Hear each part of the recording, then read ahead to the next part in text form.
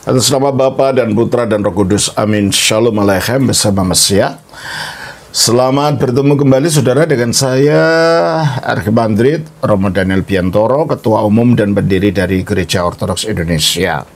Kita akan melanjutkan acara kita kali ini, yaitu melanjutkan pelajaran kita dari Injil Yohanes. Ya, kita sekarang sudah sampai pada Injil Yohanes pasal 14 ayatnya 27 sampai 31. Dan ini adalah pelajaran chapter ke-70 dari pelajaran Injil Yohanes ini. Baik, mari kita baca. Damai sejahtera ku tinggalkan bagimu, damai sejahteraku kuberikan kepadamu. Dan apa yang kuberikan tidak seperti yang diberikan oleh dunia kepadamu. Janganlah gelisah dan gentar hatimu. Kamu telah mendengar bahwa aku telah berkata kepadamu, aku pergi, tetapi aku datang kembali kepadamu. Sekiranya kamu mengasihi aku, kamu tentu akan bersukacita karena aku pergi kepada Bapa-Ku, sebab Bapa lebih besar daripada aku. Dan sekarang juga aku mengatakannya kepadamu sebelum hal itu terjadi, supaya kamu percaya apabila hal itu terjadi.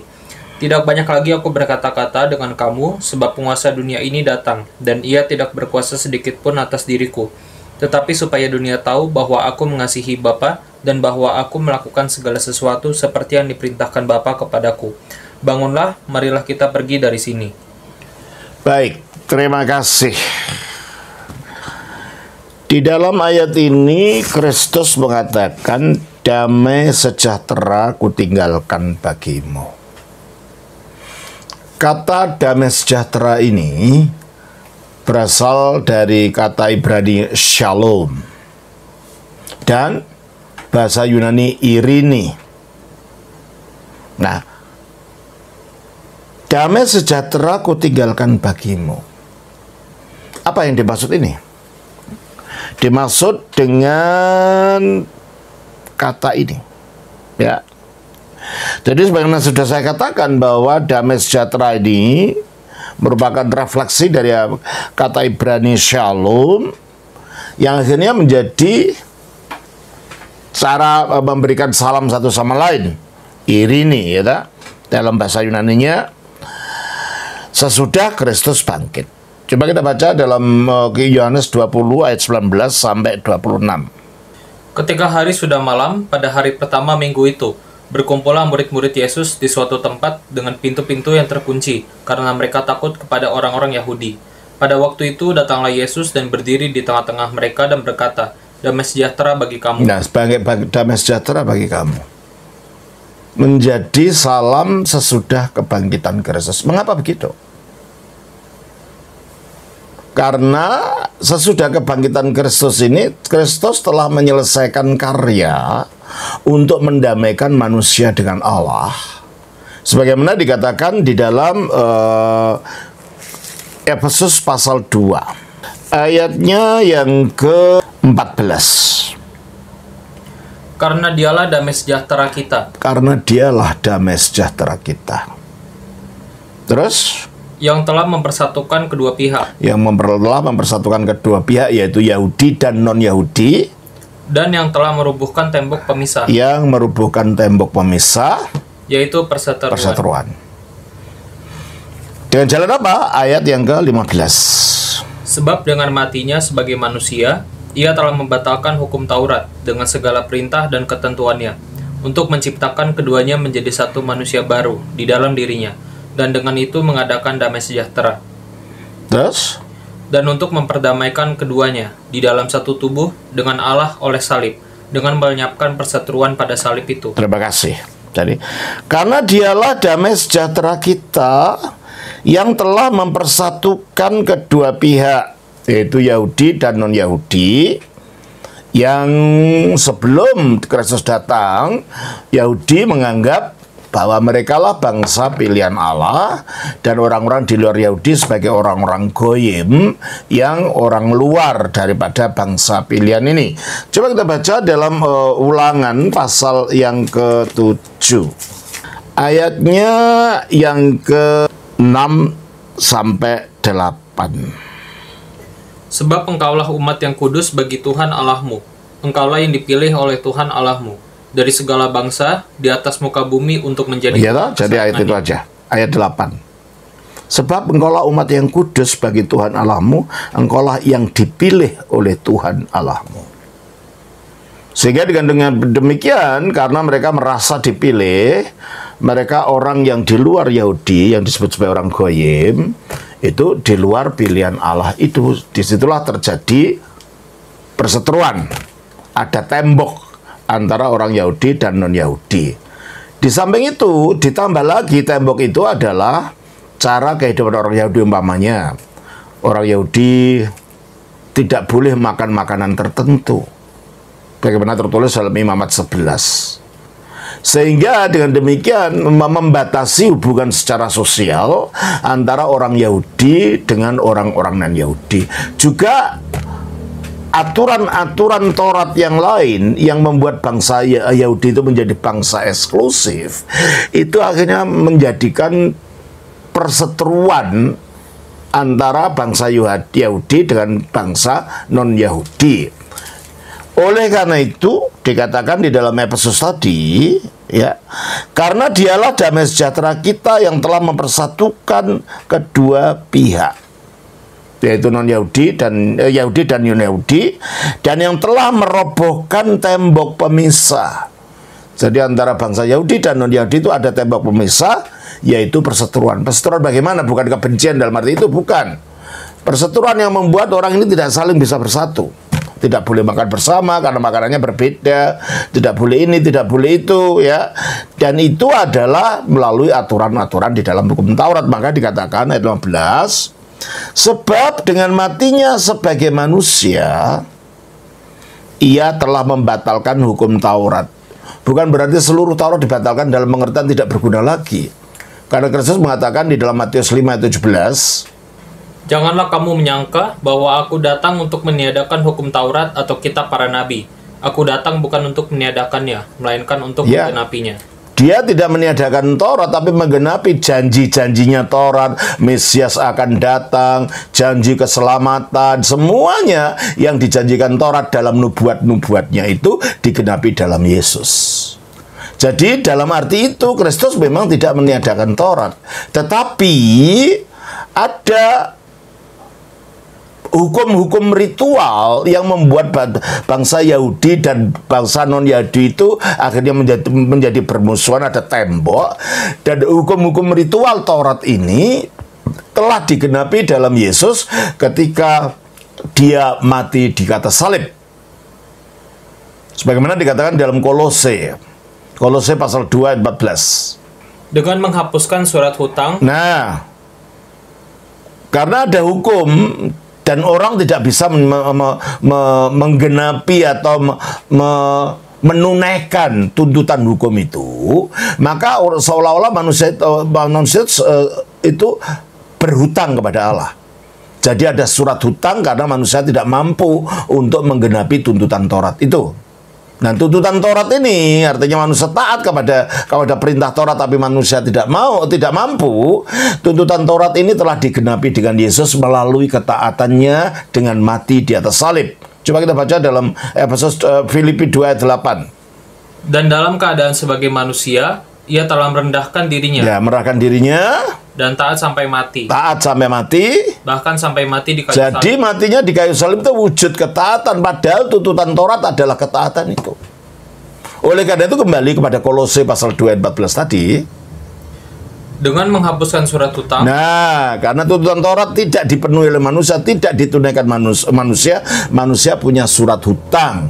Tetapi apa yang tidak ditunaikan oleh manusia, maka Kristus, firman Allah dengan menjadi manusia, dia menggunakan kodrat kemanusiaannya itu untuk taat. Berarti untuk menggenapi Taurat. Sehingga dengan demikian dia menggenapi tuntutan ketaatan dari Taurat itu. Sehingga dengan demikian melalui salib itu dia memakukan surat hutang itu. Dia melunaskan surat hutang itu. Surat hutang terhadap Taurat telah dilunaskan melalui penyaliban Yesus. Teruskan. Dengan menghapuskan surat hutang yang oleh ketentuan-ketentuan hukum mendakwa kita. Nah, kamu nggak melakukan ini, kamu tidak puasa, kamu tidak ini, kamu tidak itu. Jadi kita didakwa macam-macam oleh hukum Taurat itu, dan kita sebagai manusia tidak bisa secara sempurna menggenapi atau menunaikan tuntutan Taurat itu.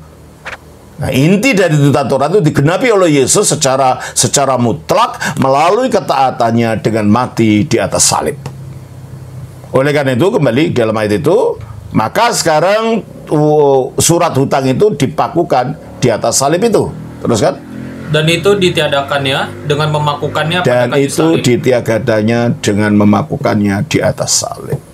Jadi surat hutang yang membuat kita jadi seteru dengan Allah dan akhirnya berseteru dengan orang Yahudi itu dipakukan di atas salib, sehingga Efesus 2 ayat 15 mengatakan, sebab dengan matinya sebagai manusia ia telah membatalkan hukum Taurat dengan segala perintah dan ketentuannya. Artinya tuntutan Taurat yang menuntut kita untuk taat yang kita tidak dapat lakukan itu, tuntutan itu, hutang itu sudah dibatalkan, sudah dibayar oleh Yesus.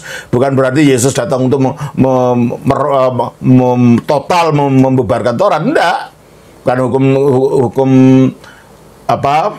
hukum moral Taurat itu masih diikuti dalam Perjanjian Baru. Dan semua hukum-hukum yang diajarkan Kristus sudah dasarnya Taurat juga. Dan juga ibadah-ibadah terutama dalam gereja ortodoks. Ibadah-ibadahnya masih mempunyai pola dari Perjanjian Lama, tapi isinya isi kristologis. Ya. Jadi dengan demikian Kristus tidak membatalkan Taurat, tapi menggenapinya. Demikianlah yang arti daripada dia membatalkan hukum Taurat dengan segala perintah dan ketentuannya itu adalah hukum Taurat yang merupakan hukum-hukum ritual yang akhirnya menjadi tembok pemisah antara bangsa Yahudi dan bangsa non-Yahudi. Karena Taurat pada dirinya sendiri menurut Perjanjian Baru adalah kudus. Coba kita baca di dalam Roma pasal 7 ayat 14. Sebab kita tahu bahwa hukum Taurat adalah rohani. Nah, hukum Taurat adalah rohani. Bagaimana mungkin dibubarkan? Jadi, teruskan. Tetapi aku bersifat daging. Jadi yang menjadi masalah kita, manusianya yang bersifat daging ini. Kalau Tauratnya sendiri, Alkitab tidak mengatakan itu tidak berlaku, itu tidak terpakai. Itu terpakai di dalam penggenapannya, di dalam Yesus Kristus. Bukan pada dirinya sendiri. Bagi orang Kristen. Dan itulah artinya bahwa Taurat itu dibatalkan, bukan artinya dibuang sama sekali, tidak. Tetapi digenapi dalam Yesus, dan penerapannya adalah penerapan melalui Yesus Kristus, terutama melalui penebusannya. Ya, terus dengan membatalkan hukum Taurat dengan segala perintah dan ketentuannya untuk menciptakan keduanya. Siapa itu? Yahudi dan non-Yahudi menjadi satu manusia baru di dalam dirinya. Dalam Kristus menjadi manusia yang ditebus, ya, dan dengan itu mengadakan damai sejahtera. Dengan demikian kepada Allah, karena Kristus telah menggenapi tuntutan Taurat sehingga semua utang kita dibayar, sehingga kita tidak lagi mempunyai hutang kepada hukum Taurat, dan kita akhirnya berdamai dengan Allah. Tapi dengan orang Yahudi juga akhirnya kita didamaikan kalau kita berada di dalam Kristus. Coba kita baca dari 1 Korintus pasal 6 ayatnya yang ke-19. Atau tidak tahukah kamu bahwa tubuhmu adalah bait Roh Kudus yang diam di dalam kamu, Roh Kudus yang kamu peroleh dari Allah, dan bahwa kamu bukan milik kamu sendiri, sebab kamu telah dibeli dan harganya telah lunas dibayar. Kamu telah dibeli, harganya telah lunas dibayar. Dibeli dari keterbelengguan tidak bisa taat kepada Taurat itu. Dan telah dibayar oleh Kristus, dibayar dalam ketaatannya melalui matinya di atas salib. Dengan demikian, sekarang kita tidak lagi berseteru dengan Allah melalui ketidaktaatan kita. Melalui kematian Kristus ini kita berdamai dengan Allah dan kita didamaikan dengan orang-orang Yahudi. Terus, kalau mereka juga di dalam Kristus, ya toh? Dan dengan demikian mengadakan damai sejahtera, ayat 16. Dan untuk memperdamaikan keduanya di dalam satu tubuh. Nah, untuk memperdamaikan keduanya di dalam satu tubuh, yaitu dalam gereja. orang Yahudi yang menjadi Kristen di dalam gereja dan orang-orang non-Yahudi yang jadi Kristen dalam gereja, mereka menjadi bersaudara. Mereka menjadi bagian dari tubuh yang sama. Itulah akhirnya ada damai sejahtera itu terus dengan Allah oleh salib. Nah, akhirnya bersatu, berdamai satu dengan yang lain dan bersatu dengan Allah karena tuntutan hukumnya telah digenapi melalui ketaatan Yesus di atas salib. Terus dengan melenyapkan perseteruan pada salib itu. Nah, dengan demikian melalui salib itu perseteruan manusia dengan Allah karena ketidaktaatan mereka itu telah dilenyapkan, maka manusia berdamai dengan Allah. Itu pula yang dikatakan dalam Kolose pasal 1 ayat 20 dan 21. Dan oleh dialah ia memperdamaikan segala sesuatu dengan dirinya. Oleh dialah, oleh Kristuslah Allah memperdamaikan segala sesuatu dengan dirinya. Terus baik yang ada di bumi maupun yang ada di surga, sesudah ia mengadakan pendamaian oleh darah salib Kristus. Jadi pendamaian itu oleh darah salib Kristus. Mengapa? Karena darahnya itu merupakan korban yang memperkenankan Allah, dan salibnya itu merupakan sarana di mana dia menggenapi isi Taurat, yaitu ketaatan itu. Terus juga kamu yang dahulu hidup jauh dari Allah dan yang memusuhinya dalam hati dan pikiran. Jadi bukan Allah tidak punya musuh, tapi kita yang memusuhi karena kita tidak taat. Terbukti apa? Seperti yang nyata dari perbuatanmu yang jahat. Seperti yang nyata dari perbuatan kita yang jahat.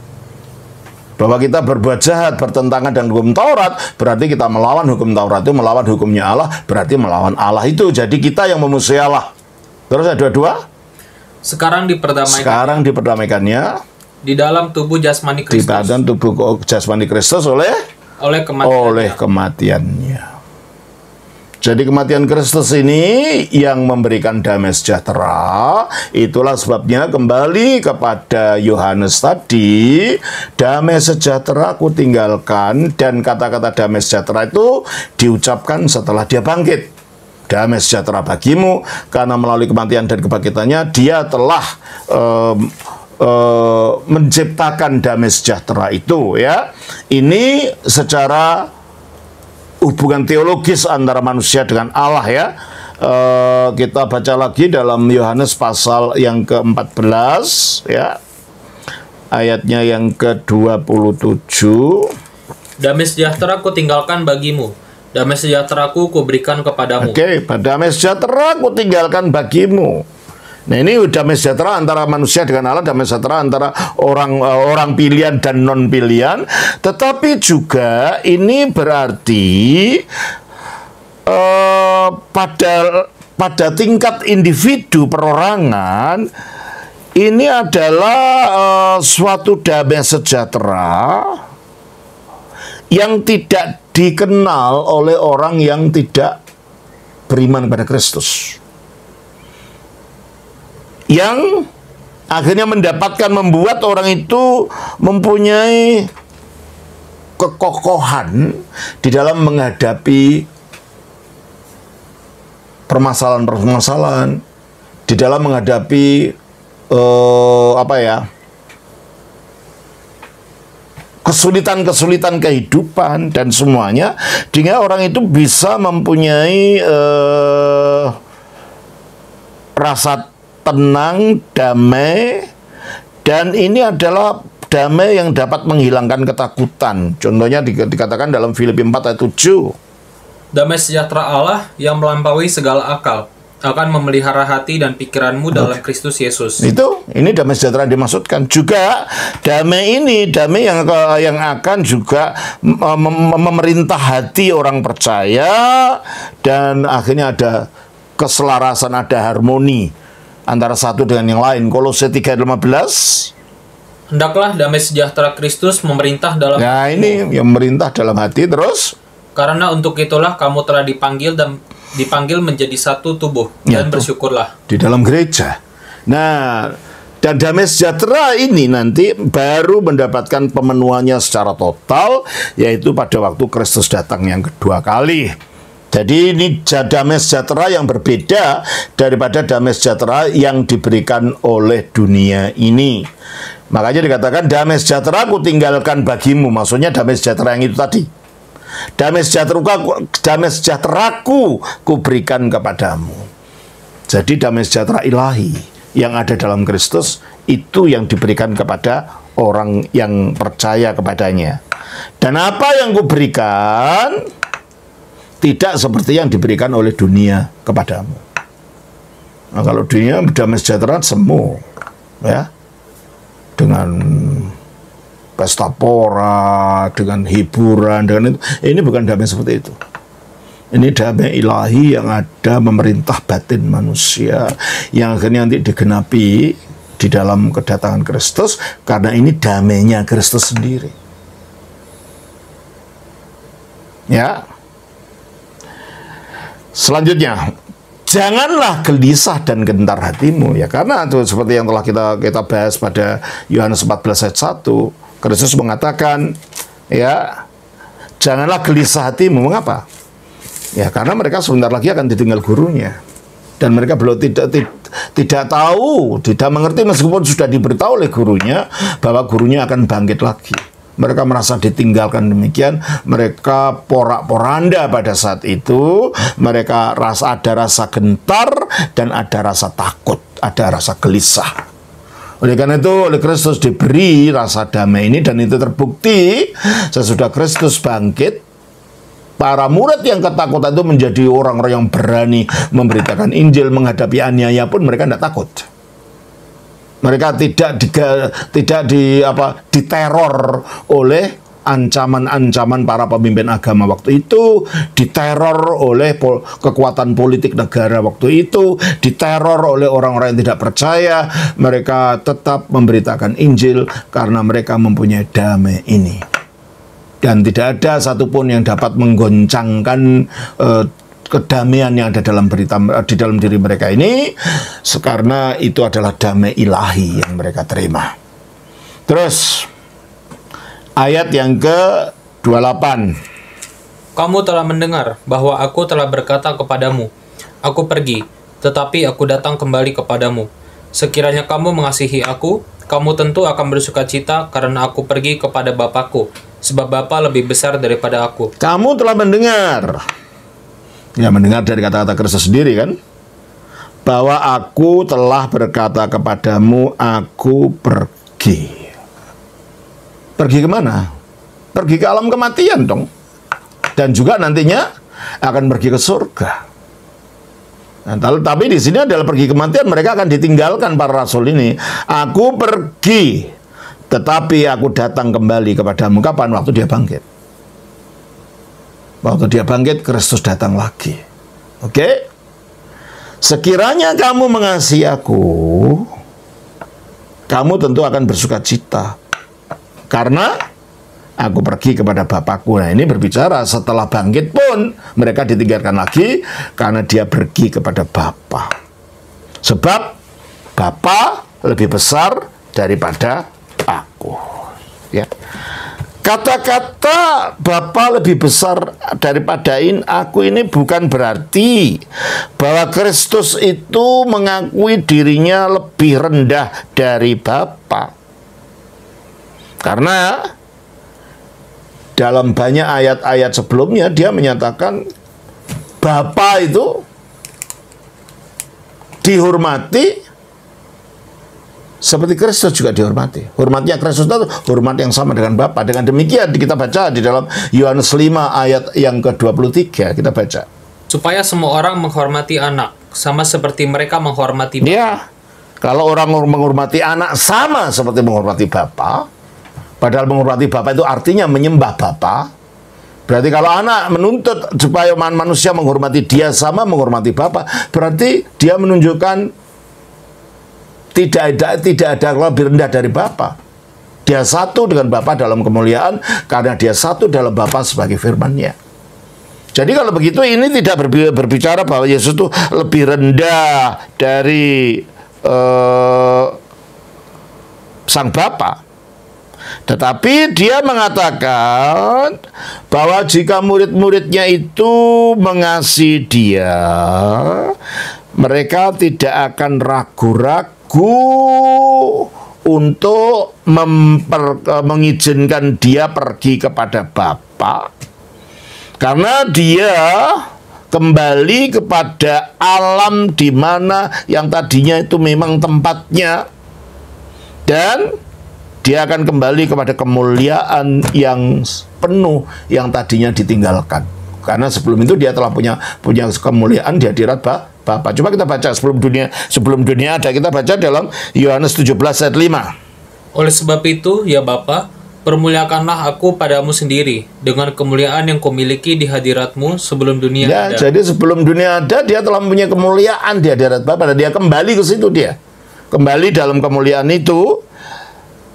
Ya, jadi ini berarti dia akan kembali kepada kemuliaan yang setara dengan Bapa, yang tentunya akan lebih besar daripada apa yang dia alami pada waktu inkarnasinya di dalam wujudnya manusia ini. Dia sama sekali tidak lebih rendah dari Bapa dalam kemuliaan maupun dalam hal keilahiannya, karena dikatakan di dalam Filipi pasal 2 ayat yang ke-6, yang walaupun dalam rupa Allah tidak menganggap kesetaraan dengan Allah itu setara dengan Allah dalam kealahannya itu, ya toh? Dia tidak menganggap dirinya lebih rendah dari Bapa, ya. Karena sekarang kemuliaan itu lebih besar, karena sekarang perendahan dan segala macam penderitaan yang dialami sudah selesai. Tapi ini juga berarti Kristus Bapa lebih besar dari aku, dalam pengertian dia berbicara dalam wujud inkarnasinya, dalam wujud manusia. Sebagai manusia tentunya dia lebih rendah dari Allah. Dan dalam arti itu dia rendah karena dia berbicara dalam sisi inkarnasinya, bukan dari sisi ilahinya yang satu dengan Bapa. Tapi juga dia berbicara sebagai firman yang tadinya keluarnya dari Bapa, yang asalnya dari Bapa. Karena Bapa yang menjadi asal usul dari firman, dari mana firman itu keluar, dalam arti ini dapat dikatakan bahwa firman itu, Bapa lebih besar dari firman. Dalam arti asal-usul, dalam arti hakikat keilahian, tidak ada yang lebih besar, lebih kecil.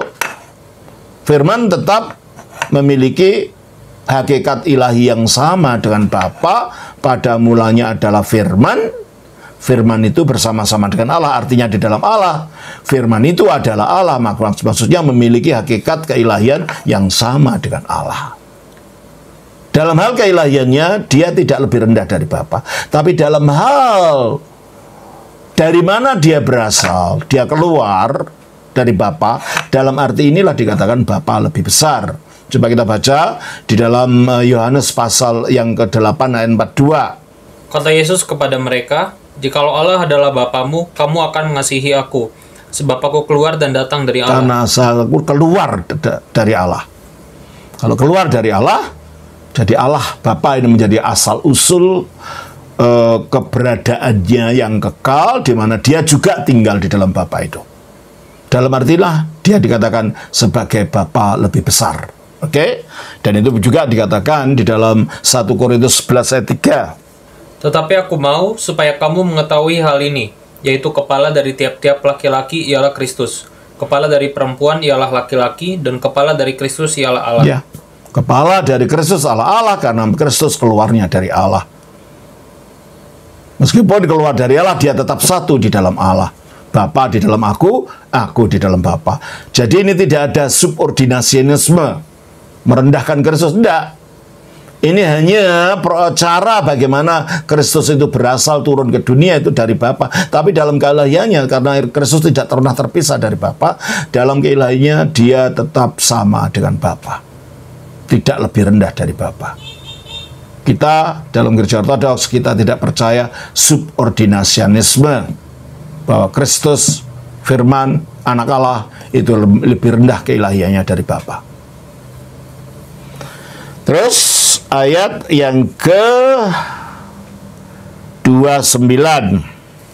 Dan sekarang juga aku mengatakannya kepadamu sebelum hal itu terjadi, supaya kamu percaya apabila hal itu terjadi. Jadi bahwa dia akan naik kepada Bapa, akan kembali kepada kemuliaannya itu dikatanya sekarang sebelum itu terjadi. Supaya apa? supaya mereka percaya apabila hal itu terjadi. Jadi untuk mengokohkan iman mereka, oh betul ya dikatakan guru saya itu. Berarti guru saya itu adalah apa yang dikatakan siapa dirinya itu. Ya. Ayat yang ke-30. Tidak banyak lagi aku berkata-kata dengan kamu, sebab penguasa dunia ini datang, dan ia tidak berkuasa sedikit pun atas diriku.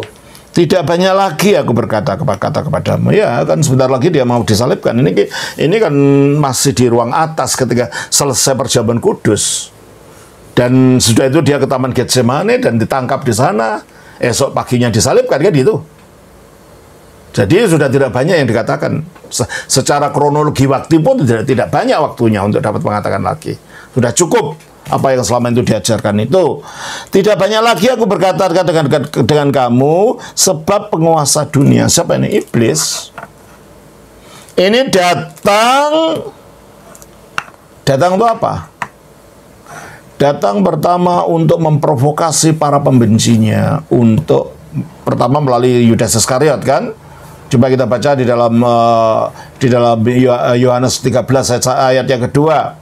Mereka sedang makan bersama, dan iblis telah membisikkan rencana. Iblis memberikan rencana dalam hati Yudas Iskariot. Ayat 27. Dan sesudah Yudas menerima roti itu, ia kerasukan iblis. Kerasukan iblis, lalu? Maka Yesus berkata kepadanya, apa yang hendak kau perbuat, perbuatlah dengan segera. Terus? Tetapi tidak ada seorang pun dari antara mereka yang duduk makan itu mengerti apa maksud Yesus mengatakan itu kepada Yudas. Yudas mau menjual Yesus kepada pemimpin agama waktu itu dengan dimotori oleh iblis ini. Nah, makanya orang-orang yang datang itu pun pastilah di belakangnya ada kuasa iblis ini. Maka Yesus mengatakan penguasa dunia ini akan datang. Datang pada waktu itu. Jadi pada waktu disalibkan itu betul-betul kuasa kegelapan itu menari-nari, disangka mereka dapat mengalahkan Yesus pada saat itu. Oleh karena itu mereka tidak mengerti bahwa di situ letak kekalahan mereka. Nanti kita baca di dalam 1 Korintus 2 ayat 8. Tidak ada dari penguasa dunia ini yang mengenalnya. Sebab kalau sekiranya mereka mengenalnya, mereka tidak menyalibkan Tuhan yang mulia. Jadi si penguasa dunia, iblis dan antek-anteknya ini tidak mengenal dia sedetail-detailnya karya apa yang akan dilakukan itu. Ya mereka tahu dia anak Allah. Hanya mereka tidak tahu implikasinya dari pengakuan itu. Oleh karena itu mereka mendorong, memberikan mengompor-kompor Yudas Iskariot dan para orang-orang yang membenci dia untuk menyalibkan Kristus itu. Tapi Kristus mengatakan, penguasa dunia ini datang dan ia tidak berkuasa sedikit pun atas diriku. Disangka kalau Kristus disalibkan, selesai masalahnya. Dan gangguan terhadap mereka sudah selesai. Tidak. Justru dengan Yesus disalibkan, lalu mati, si penguasa dunia ini dikalahkan. Coba kita baca, Ibrani pasal 2 ayat 14. Karena anak-anak itu adalah anak-anak dari darah dan daging. Maksudnya kita manusia ini terdiri dari darah dan daging. Maka ia juga menjadi sama dengan mereka. Maka firman Allah ini menjadi sama dengan manusia. Dan mendapat bagian dalam keadaan mereka. Mendapat bagian dalam keadaan manusia. Sekarang dengan secara populer dikatakan dia betul-betul manusia, 100% manusia. Tapi saya tidak suka menggunakan kata persen-persenan. Ya, dia manusia sejati. Sama seperti kita. Terus? Supaya oleh kematian. Nah, tujuannya apa jadi manusia? Supaya bisa mati. Kalau dia wujudnya ilahi, mana bisa mati. Jadi dia bisa mati, dia menderita karena dia telah mengambil rupa manusia. Dan supaya oleh kematiannya, apa katanya? Ia memusnahkan dia, yaitu iblis, yang berkuasa atas maut. Ia memusnahkan dia, yaitu iblis yang berkuasa atas maut. Nah, kalau iblis yang berkuasa atas maut, berarti setiap orang mati itu ada dicengkeram oleh kuasa iblis ini. Yesus mati. Dan kelihatannya iblis bersuka cita, selesai kamu. Tapi di alam sana ternyata Yesus kelihatannya ya mungkin ini secara rohani melakukan pertarungan dengan iblis ini. Dan ternyata iblis kalah, buktinya dia tidak bisa mempertahankan Yesus di dalam cengkeramannya untuk tetap mati dalam kuburan karena bangkit pada hari ketiga. dan iblis tidak mampu untuk menarik dia masuk kembali ke dalam kuburan untuk tetap mati, berarti iblis dikalahkan. Maka si penguasa dunia ini datang, tapi dia tidak mempunyai tidak berkuasa sedikit pun atas Kristus, malah dia dikalahkan. Oleh karena itu kita baca dalam 1 Yohanes 3 ayat 8. Barang siapa yang tetap berbuat dosa berasal dari iblis, sebab iblis berbuat dosa dari mulanya. Ya, terus Untuk inilah anak Allah menyatakan dirinya, yaitu supaya ia membinasakan perbuatan-perbuatan iblis itu. dia datang untuk membinasakan perbuatan-perbuatan iblis itu. Itulah yang dimaksud penguasa dunia datang, dan ia tidak berkuasa sedikit pun atas diriku. Dia mati, tapi dia bangkit. Dan si penguasa alam maut ini tidak bisa berbuat apa-apa. Berarti dia kalah. Ya. Ayat 31. Tetapi supaya dunia tahu bahwa aku mengasihi Bapa, dan bahwa aku melakukan segala sesuatu seperti yang diperintahkan Bapa kepadaku. Bangunlah, marilah kita pergi dari sini. Tetapi supaya dunia tahu bahwa aku mengasihi Bapa. Semua yang dilakukan itu adalah kasih, dan hubungan antara Bapa dan Kristus adalah hubungan kasih sejak kekal. Kristus mengasihi Bapa karena Bapa juga mengasihi Kristus. Coba kita baca dalam Yohanes 17 ayat 24. Ya Bapa, aku mau supaya dimanapun aku berada, mereka juga berada bersama-sama dengan aku. Mereka yang telah Engkau berikan kepadaku, agar mereka memandang kemuliaanku yang telah Engkau berikan kepadaku. Sebab Engkau telah mengasihi aku sebelum dunia didirikan. Jadi sebelum dunia ada, Bapa itu mengasihi firman-Nya ini dalam dirinya. Kalau begitu, firman juga mengasihi Bapa itu sejak kekal itu. Karena dia sudah ada sejak kekal di dalam Bapa. Dan dia mengatakan, aku melakukan segala sesuatu seperti yang diperintahkan Bapa kepadaku. Dalam pengertian, seperti yang dikehendaki oleh Bapa itu. Dan semua yang dilakukan adalah untuk menggenapi kehendak Bapa. Karena itu para murid tidak usah khawatir, gitu maksudnya. Bangunlah. Nah, karena mereka kan duduk itu di dalam ruang itu kan mereka sedang duduk. Duduk di sekitar meja sehabis perjamuan itu. Bangunlah. Marilah kita pergi dari sini. Pergi dari mana? Dari ruang di mana mereka baru saja mengadakan perjamuan malam itu. Nah, nanti akan melewati kebun, di mana di situ banyak anggur. Nah, ketika banyak anggur, akhirnya dia mengajar tentang pokok anggur itu, karena dia melewati anggur-anggur itu di Taman Getsemane. Dan itulah yang menjadi pokok dari pembahasan di dalam pasal 15 yang akan kita pelajari dalam pelajaran kita berikutnya. Tuhan berkati. Shalom. Selamat Bapa, Putra, Roh Kudus. Amin.